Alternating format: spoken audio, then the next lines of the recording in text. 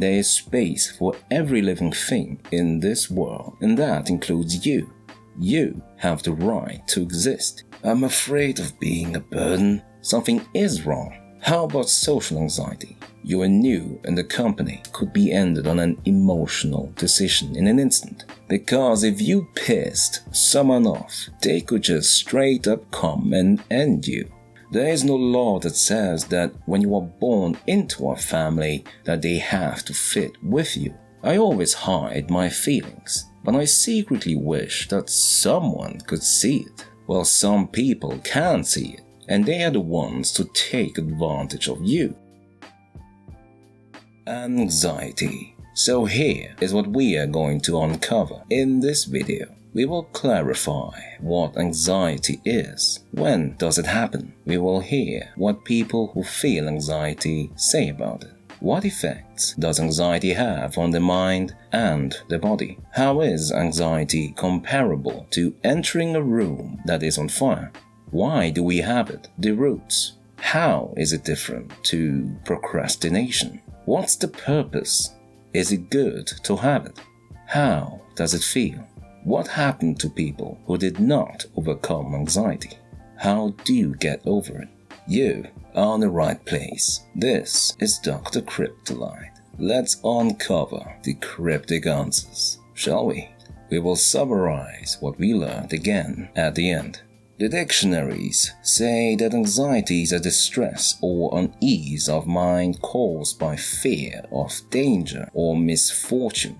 It can also be described as worry that creates fears due to physical danger, social distress, or fears created when you think too much when you are on your own. The bad, the scary, the self-humiliating thoughts. When do people have anxiety? It is a good place to start, being able to accurately pinpoint when anxiety occurs. It is the start to a journey to begin asking. Asking is traveling towards an answer. To explore this more, let's hear what people who feel anxiety say about it. Takina says, I get nervous over little things. My heart beats fast. I get anxious. I don't understand when and in what way the next problem will come. Goya says, so I just want to say that I became like this because of school and all those people in there. Ted says, even with my friends, I get shy. I also get shy with my family. I barely go outside my room. My grandpa died, and I stay inside my room for a whole time. I feel like everyone is judging me when I'm having a conversation with them. Their eyes say it more than their words. Nagiri says, I'm afraid of being a burden. I sweat a lot and I don't handle confrontation well. I apologize for everything, even when it's not my fault. I stress myself out to the point of feeling physically sick. I'm terrified of first impressions. Mark says, I care too much about what people think of me, because if it's anything like what I think of myself, I don't blame them for not liking me either. I always hide my feelings, but I secretly wish that someone could see it. I'm sick of my anxiety, but honestly, I'm afraid what life would be like without it. Lenny says, when it comes to learning or anything school-related, I get such anxiety. I'm studying, trying to learn something so I can land a job. I can't stay still, and when I do stay still and I'm trying to learn, I just can't stop scratching myself.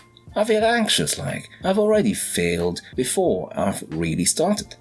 Tara says, sometimes when I go outside where people are, I feel like I'm going to die. My fight or flight response triggers, and I remember all the memories of failed and awkward social interactions. Farah says, I always feel like everyone is looking at me, so I'm constantly looking around at everyone, thinking they're looking at me. I actually love wearing masks during COVID. It helps.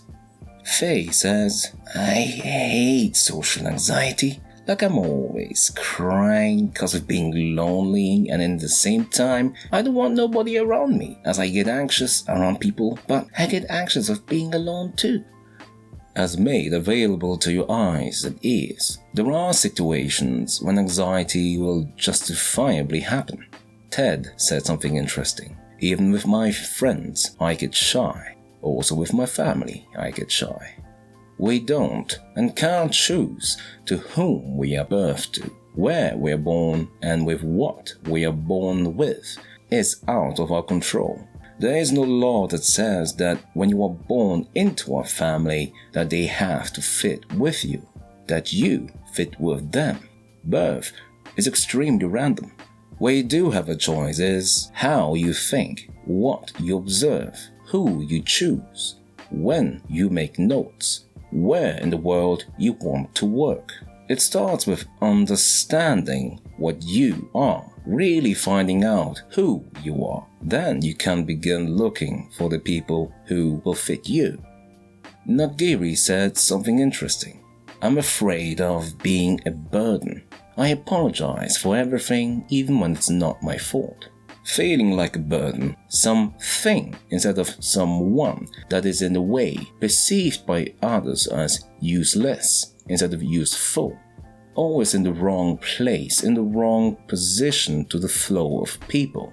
This brings on a feeling that your feet don't have the right to be where they are, that your place in the world is not justified, like you don't have the right to exist. Have you felt like this before? If the most selfish person thinks they have the right to exist, if the most judgy person thinks they have the right to exist, if the most irresponsible person, the person that blames others for their mistakes, they did, thinks they have the right to exist, why shouldn't there be space for you? The world is bigger than you think. There is space for every sand corn in the desert.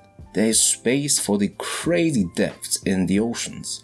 There is space for every living thing in this world, and that includes you. You have the right to exist. Give yourself permission to exist without apology. Frankly, you can learn from the selfish person. Be a bit selfish. Be a bit selfish yourself. Selfishness in itself is not bad. How much of it is the question. You need enough selfishness to justify your existence, enough selfishness to own your space, enough selfishness to say no, I'm busy, and not need to have to explain why.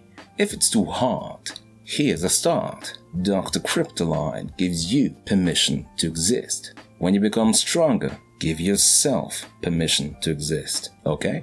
What Mark said is interesting. I always hide my feelings, but I secretly wish that someone could see it. Well, some people can see it, and they are the ones to take advantage of you. In a bad way. You might think you are hiding your emotions well, but for anyone who thinks they are good at hiding, there is someone who is good at spotting, and they will come for you like a sniffer dog. It is good to take on the skills of a spotter, rather than waiting for somebody to find you.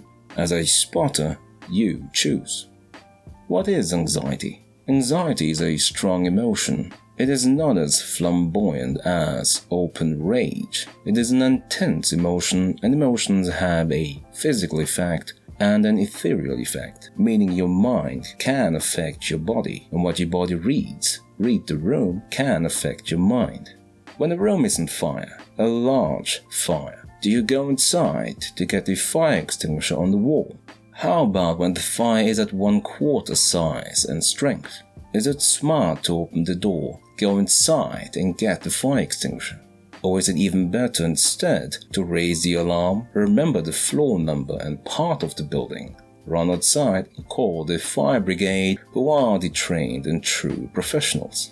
Or even better, knowing how fire works by identifying the many things that start fire and identifying the objects fire uses to spread. Prevention is best calculating a plan to make sure fire has not what it needs to start and spread. In other words, if you know what it is, you can plan ahead and stop it from happening or make it less likely. The roots. Anxiety is like that. In that sense, it requires you to know what is causing you anxiety, what parts make up that anxiety, to keep as many of those parts away from each other so they don't create fire. In other words, if you know the problem well and how it works, you can plan ahead and do something about it. That is what anxiety is asking you to do. It warned you. It did its job. You are the logical part of the brain, so do something about it. So what is procrastination, and how is it different from anxiety? Procrastination is when you, the logical part of the brain, have not decided on the way forward. You've kicked the bucket ahead and chose to do nothing for now, and for now is forever. How is it different? Anxiety is a part of your brain that feels that something is wrong and warns you something is wrong. Procrastination is the logical part of the brain that is you thinking right now that decided not to decide. You are trying to be the passive, quiet brain, but no, you are the driver in the car. You're expected to make the decisions. The purpose. It's a warning. It is the amber, yellow traffic light before it goes red. How about social anxiety? You are new in the company. You've just been working a month, and now there is a company staff training for all the local branches. There are 60 employees who show up. You know only 3. Should you feel anxious? Yes, you should. This is not a friendly environment. Despite the smiles, these are not your friends. You are at work, and someone can get you fired. Your mind is firing up, telling you to be cautious. This environment is about tripping someone. You have no idea what's been happening in the last 2 months leading up to this. Some people know they're getting fired. Others are close to getting fired. Someone else is trying to get their in-company competitor fired so they can take that job and recommend the friend to take their old one. These thoughts are real. Your mind is anxious because it lacks accurate data, so it's warning you to be careful. You should be anxious. People are out for blood. Someone's job. Imagine a tribe, yes. The carefree Unga Bunga days. Nah, that's a lie. It wasn't carefree. Life could be ended on an emotional decision in an instant. Because if you pissed someone off, they could just straight up come and end you. And according to that person's social ranking in the tribe, and if they felt justified in doing it, the other members of the tribe might quickly decide not to do anything about your sudden passing, and they might choose to altogether forget you ever existed. Emotion-led decisions, not evidence-based decisions, was the norm then. So being able to manipulate the tribe to see you as a lesser, the lowest in the social ranking, means you could be ended without anyone batting an eyelid. That's why people are anxious when others gossip. In the olden days, these lies, these reimaginings of reality could literally cost you your life. And women are born masters in it. They had to be. Even if truth stared them in the face, they had to believe their own story ardently, so they wouldn't give off the smell of guilt. That is a smell that would seal their life short. Why are you smelling guilty if it wasn't you, huh? It's not like the lowest ranking female in the tribe could just commando style physically fight her way through the tribe and escape. No, that's not an option. But what she can do is bend everyone's reality, how they view her, the details, and turn it around. And from the accusation instead, make herself the hero of the story and turn the whistleblower into the enemy. Oh, this other girl was so close in exposing me, but now she is the one getting tossed into the fire. Up to this day, the one falsely accusing someone and gets proven wrong gets to walk away freely, but the other, the accused's reputation, is damaged, even if they are cleared of wrongdoing. All she had to do is to suggest something's off about you. The primal animal law. How does it feel? As the people in the beginning of this video have already expressed, anxiety is a feeling that makes you worry about how you are perceived by others. You can get goosebumps, you can sweat, you can stutter your words, your throat can get dry, your words can sound really quiet all of a sudden, you hardly make eye contact or just really quickly do and look away. It scrambles your brain so you can't think straight, so you don't know what to do next, so you don't do anything and let the bad thing happen anyway, like a leaf tossed into the river, or like someone who let go of the steering wheel and shut their eyes right in front of a sharp blind bend and a downward hill. How do you get over it? Well, you're not 100% an animal, just partly.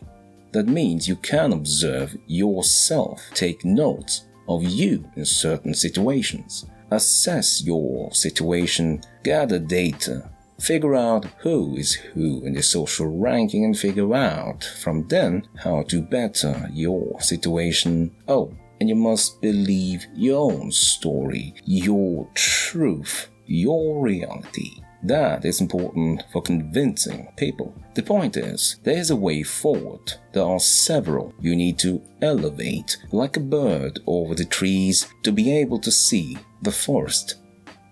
To summarize, your mind can affect your body, and what your body read the room, can affect your mind. If you know what it is, you can plan ahead. Procrastination is when you, the logical part of the brain, have not decided on the way forward. Anxiety is a part of your brain that warns you.